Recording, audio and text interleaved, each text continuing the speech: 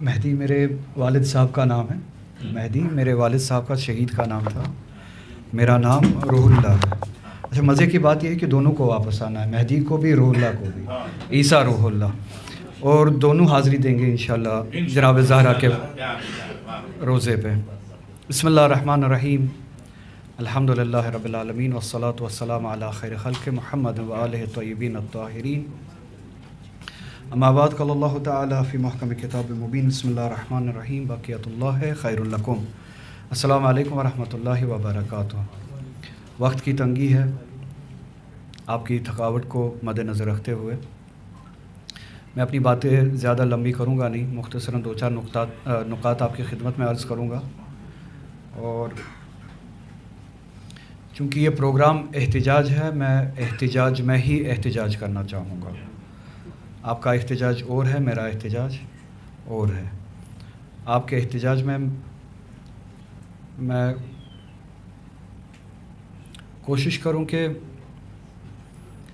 جو قدغنیں لگائی گئی اس پروگرام میں حصہ لینے سے پہلے, جو زبان پہ قدغنیں لگائی گئی, جو میرے بھائی شاید سجاد نے بھی جس کی طرف اشارہ دیا, کوشش کروں گا کہ ان قدغنوں کا احترام رکھوں آپ کے دلوں کی خاطر اور آپ کی حفاظت کی خاطر. ورنہ اس زبان پہ تالا تو وہاں پہ بھی نہیں لگتا ہے جس کا ڈر آپ کو اپنے گھروں میں ستاتا ہے. اس زبان پہ تالا اس کی دربار میں بھی نہیں لگتا ہے. مگر آپ کی حفاظت اور آپ کے دل کو مد نظر رکھتے ہوئے میں قدغن کا احترام رکھوں گا. وہ بات نہیں کہوں گا جس سے آپ کو اذیت شاید پہنچنے کا احتمال ہو, مگر احتجاج کر کے تو نکل ہی جاؤں گا. میں خود کو زیادہ دبا نہیں سکتا ہوں, میری مجبوری ہے. اور آپ اہل بزم ہیں, میں اہل رزم ہوں. آپ بزم سجاتے ہیں, میری کوشش ہوتی ہے کہ رزم سجاتے چلیں. تو یہ جو خون وراثت میں ملا ہے یہ جوش کھا جاتا ہے اور یہ کم وقت بیٹھنے بھی نہیں دیتا ہے. الحمدللہ یہ وراثت, اس کے لیے خدا کا شکر اور اضافہ کرے اس وراثت میں. دیکھیے جنت البقیع آپ نے احتجاج کے حوالے سے آج یہ کانفرنس بلائی اور یہاں پہ سبھی دوست احباب جمع ہیں. اس میں کوئی شک نہیں, یہ بنے گا, انشاءاللہ بنے گا. ہمارا شوق ہے کہ ہمارے ہاتھوں سے بنے. البقیع البقیع البقیع البقیع البقیع البقیع البقیع البقیع. تعمیر کرو تعمیر کرو جنت البقیع, تعمیر کرو تعمیر کرو تعمیر کرو جنت البقیع, تعمیر کرو تعمیر کرو تعمیر کرو جنت البقیع, تعمیر کرو. نعرہ حیدری لبیک یا حسین, لبیک یا زہرا, محمد وآل محمد صلوات. یہ ہمارا شوق ہے جس کے لیے ہم احتجاج کر رہے ہیں. یقین میں کوئی کمی نہیں ہے کہ بننا تو ہے. احتجاج اس بات کا ہے کہ ہمارے ہاتھ سے بننے.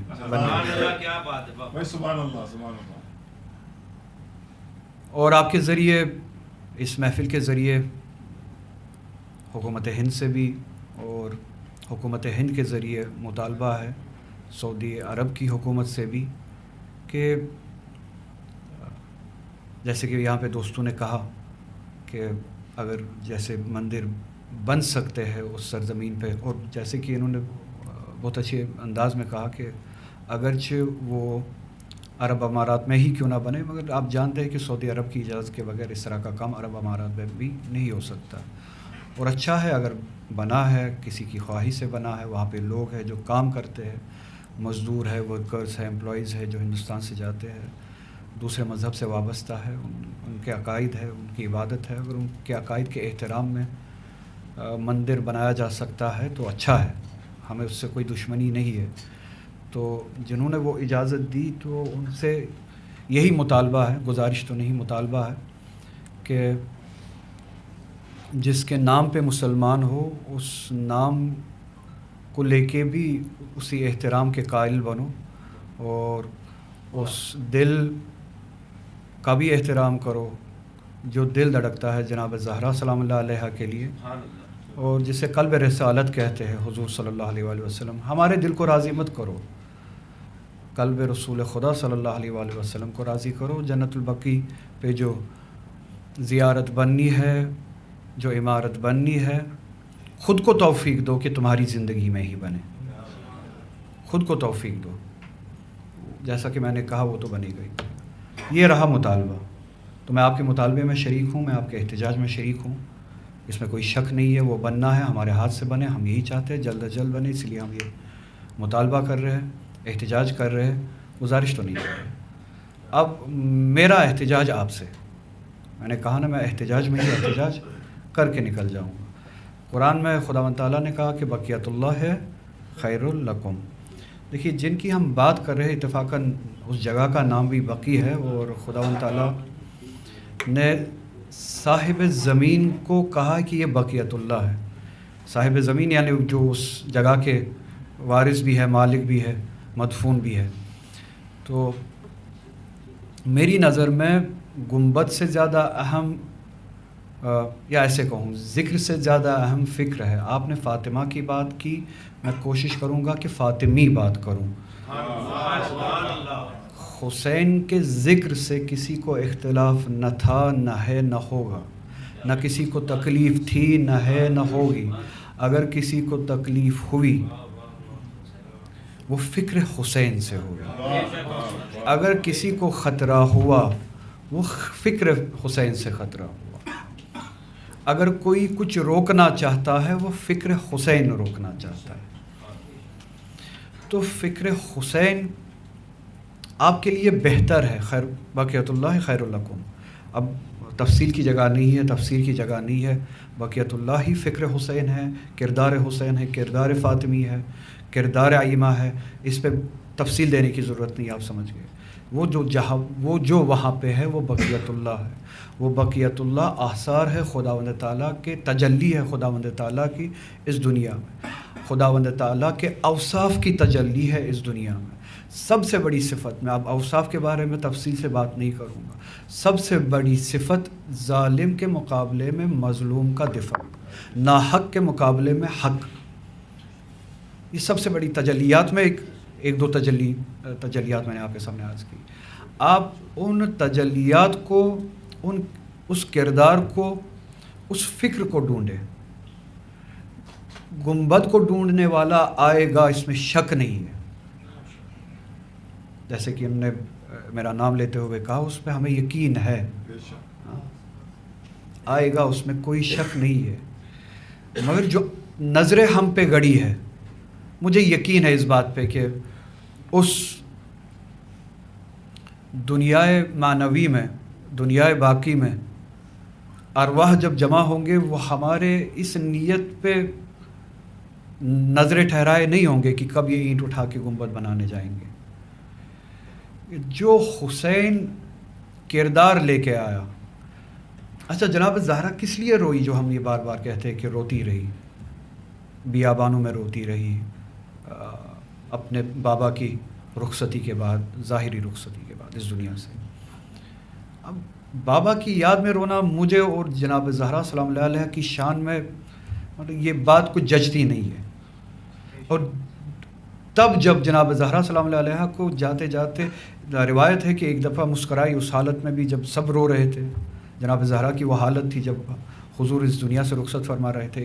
ایک مرتبہ وہ مسکرائی، اور کیوں مسکرائی؟ تو روایت ہے کہ حضور نے فرمایا، خبر دی کہ خوش رہو کہ اس کے بعد، میرے جانے کے بعد اولین شخص جو میرے ساتھ اس دنیا میں وصل کرے گا، جو میرے ساتھ ملاقات ہوگا، وہ زہرا تم ہوگی. تمہاری اور میری ملاقات عنقریب ہونے والی ہے. اور یہ حرف نبی ہے، تو جناب زہرا کو اس بات پہ کوئی شک نہیں ہوگا، یقین ہوگا. تو مجھے نہیں لگتا کہ ایک بچی اور باپ کے رشتے میں اس کو سمیٹ کے اتنا چھوٹا کر کے، بات کو میں بھی مختصر کرتا ہوں. زہرا اگر رو رہی تھی تو وہ رو رہی تھی ولایت کی تنہائی پہ. جو ولایت کو چھوڑا گیا تھا، تنہا چھوڑا گیا تھا، جو ولایت مدینہ کی گلیوں میں تنہا گھوم رہی تھی، جس ولایت کے کردار و عمل کا نہ کوئی خریدار تھا نہ کوئی محب تھا، اس حال پہ رو رہی تھی. تو بس میری آپ سے بھی یہی گزارش ہے، نام لینے والے نہ بنے. ہاں، نام لینا اولین شرط ہے، بزم سجانا اولین شرط ہے، بزم کا مقصد رزم ہے. نام لینے والے نہ بنے، صرف اہل فکر بنے، فکر لینے والے بنے، فکر کے خریدار بنے. اور اگر گنبد یا زری بنانا چاہتے ہو، ہر روز بنا سکتے ہو، ہر روز جناب زہرا کا زری جہاں بھی بنانا چاہو بنا سکتے ہو. جس مظلوم پہ ظلم کی بارش ہوتی ہو، اس مظلوم کی دفاع کے لیے ایک اپنی حمایت کا چھت بنا دو، زہرا کا گنبد بن گیا. جس مظلوم کے پیروں تلے حقوق کی زمین چھینی جاتی ہو، حقوق جو بھی ہو، آئین نے دیے ہو، قانون نے دیے ہو، معاشرے نے دیے ہو، جس نے بھی دیے ہو، جس مظلوم کے پیروں تلے حقوق کی زمین چھینی جاتی ہو، اس کے دفاع کے لیے اپنے تن کو من کو حاضر رکھو، اس کے حقوق کے دفاع کے لیے اس طاقت سے لڑو. زہرا کے گنبد کا ستون کھڑا کر دیا آپ نے. اب زری چاہتے ہو، جو مظلوم جب بھی ظالم کے خوف سے نا امید ہو، ایسا ہاتھ کھڑا کرو جس ہاتھ میں وہ ہاتھ ڈالے اور اسے قوت و ہمت ملے. زہرا کا وہ زری بن گیا جس میں آپ ہاتھ ڈالنا چاہتے ہیں. یہ فکر کا نام ہے، یہ درسگاہ فکر کا نام ہے، یہ ذکر کا نام نہیں ہے. اگر ذکر پہ رک گئی، جیسے مولانا بھی یہاں پہ مجھ سے پہلے فرما رہے تھے، شاید مولانا افتخار صاحب آپ کا نام ہے، انہوں نے بھی کہا، فرمایا، میرے دوستوں نے بھی یہاں پہ بات کی، خوبصورت بات کی. کل آپ کے عمل کو تولا جائے گا، عمل کو تولا جائے گا. اور سب سے بڑی عمل جس پہ میں بات یہاں پہ اختتام کروں گا، سب سے بڑے اعمال میں سے جو آپ کے فروعی اعمال ہے، ایک تو دیکھیں، ایک واسطہ خدا سے، ایک واسطہ مخلوق سے، حقوق اللہ و حقوق العباد. تو روایت ہے، حالانکہ یہ کہنا صحیح نہیں رہتا ہے کیونکہ اس کا ناجائز فائدہ اٹھایا جا سکتا ہے، جبکہ اٹھانے کی کوئی گنجائش نہیں ہے. دیکھیے، خدا اگر اپنے حقوق کو بخشنے پہ آ جائے تو بخش سکتا ہے، مالک ہے، بخش سکتا ہے. مگر جہاں پہ حقوق العباد کی بات آتی ہے، وہاں پہ خداوند تعالیٰ اپنے دست قدرت کے ہاتھ بھی کھڑے کر دیتے، جو کہ قادر علی کل شیء ہے. کہتے یہ میرے ہاتھ میں نہیں ہے، یہ میرا معاملہ نہیں ہے، یہ مخلوق کا معاملہ ہے، جس کا ہے یہ اس کا معاملہ ہے. تو اس حوالے سے ایک بہت اہم ذمہ داری حضور صلی اللہ علیہ وآلہ وسلم دیتے گئے، اور وہی مجھے احتجاج کرنا. ایک جملہ یہاں پہ کہا گیا جس جملے میں تکرار تھی، جو دو باتیں ایک جملے میں ہو ہی نہیں سکتی ہے، امکان ہی نہیں ہے، ممکن ہی نہیں ہے. مگر یہاں پہ وہ دو باتیں ایک جملے میں لائی گئی اور جملہ بنایا گیا. یہ کہا گیا کہ ہمیں دنیا کی سیاست سے کوئی لینا دینا نہیں ہے، ہم اہل بیت کے ماننے والے ہیں. اب یہ دو باتیں ایک جملے میں آ ہی نہیں سکتی. یہی تو ٹکر ہے، یہی تو ٹکر ہے. جب بھی تاریخ اٹھا کے چلے، تاریخ اٹھا کے چلے، 12 ائمہ، 12واں ابھی بھی نہیں آ رہا ہے کیونکہ ہم تیار نہیں ہیں، 11 ائمہ، ان میں سے 2 یا 3 کو چھوڑ کے امام علی علیہ الصلوۃ والسلام کے 25 سال اٹھا کے دیکھ لیجئے، یہی بات آپ کو ملے گی. 25 سال کے بعد جو 2-4 سال آپ اٹھا کے چلے، یہ جملہ تھوڑا ٹوٹ گیا، تب وہ گنجائش بنی. امام حسن مجتبیٰ علیہ السلام کے بارے میں یہ جملہ ٹوٹ گیا، 2-4 مہینے کی وہ گنجائش بنی. جب پھر سے یہ جملہ رائج ہوا، امام حسن کو صلح کرنی پڑی، گوشے میں لیا گیا.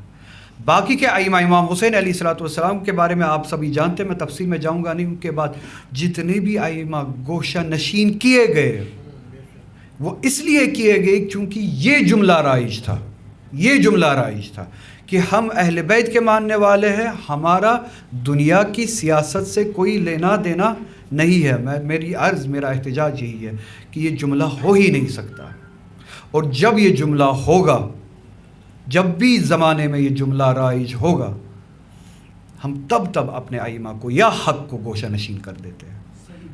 اب میں اپنی یہ میں بولوں تو کوئی حماقت ہے، اور قبلہ آپ کی خدمت میں یہ کوئی توہین کرنے کی جسارت نہیں کر رہا ہوں، بس تذکر کر رہا ہوں۔ اب میں اپنی زبان سے کہوں تو بات غلط ہے، آپ کی شان میں خدا نخواستہ گستاخی نہ نیت ہے، اور اگر اپنی ذات سے یہ بات کہوں تو شاید کسی حد تک یہ جسارت ہوگی، مگر میں سہارا لیتا ہوں حضور صلی اللہ علیہ وسلم کی ایک فرمائش کا۔ فرماتے ہیں، میں نے بارہا کئی جگہوں پہ عرض کیا ہے، کشمیر سے باہر مجھے اس روایت کی بارہا ضرورت پڑی، تو اگر کسی سننے والے نے سنا ہو اس سے پہلے تو لگے کہ تکرار میں بات کر رہا ہے۔ بات یہ ہے کہ اس روایت کی بارہا ضرورت پڑی کشمیر سے باہر، اسی لیے بولنا پڑ رہا ہے۔ فرماتے ہیں کہ من اصبح ولا یحتم بامور المسلمین فلیس بمسلم، جس نے بھی صبح پالی یعنی جاگ گیا ہو، جو بھی صبح جاگ گیا، صبح اٹھ کے مسلمین کے امور کے انتظام کے بارے میں سوچا نہیں، فلیس بمسلم، وہ مسلمان ہی نہیں ہے۔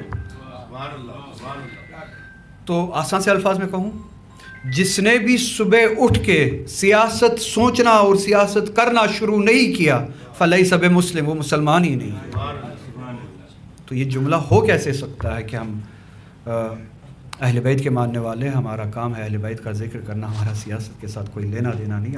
آپ کا کام ہی ہے دنیا کی سیاست میں مداخلت کرنا، تاکہ اس سیاست میں وہ رنگ آئے جس میں رنگ علی دکھے، رنگ حق دکھے، رنگ عدل دکھے، رنگ انصاف دکھے، اور یہ معاشرہ وہی معاشرہ بنے جو خداوند تعالیٰ نے جس کے لیے آپ کو کہا کہ میں نے اب خلیفہ اپنا بھیجا اس زمین پر۔ ہم سبھی کو جب خلق کیا تو ہم نیابتاً خداوند تعالیٰ کا وہ کام کرے، اس طرح کا نظام بنائے اس دنیا میں، معاشرہ بنائے اس دنیا میں کہ وہ بھی کہے کہ میرے خلیفہ نے اپنا وہ کام کر لیا جس کے لیے میں نے ملائکوں سے اس کا سجدہ کروایا تھا۔ تو اسی طرح سے امیر المومنین علیہ الصلوۃ والسلام نے بھی فرمایا کہ آفت الزعماء ضعف السیاسہ، امیر المومنین علیہ الصلوۃ والسلام، یعنی زعماؤں کی آفت ہے کون سی چیز؟ سیاست کا نہ ہونا، یا سیاست کا ضعف ہونا، کمزوری ہونا، نہ بلد ہونا، نہ سیاس ہونا، یہ آفت ہے۔ تو بس یہی میرا احتجاج تھا۔ بہت ساری باتیں اس ملک میں ہو رہی ہے۔